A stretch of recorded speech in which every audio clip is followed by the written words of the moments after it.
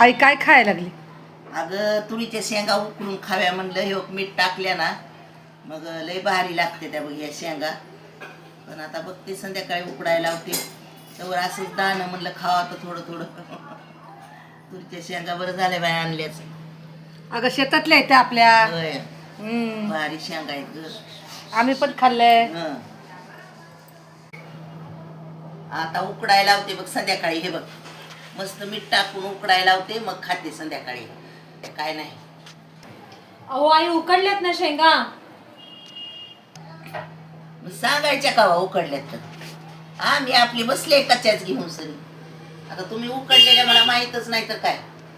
दे मग दे ही ठेव. हे घ्या आई खा.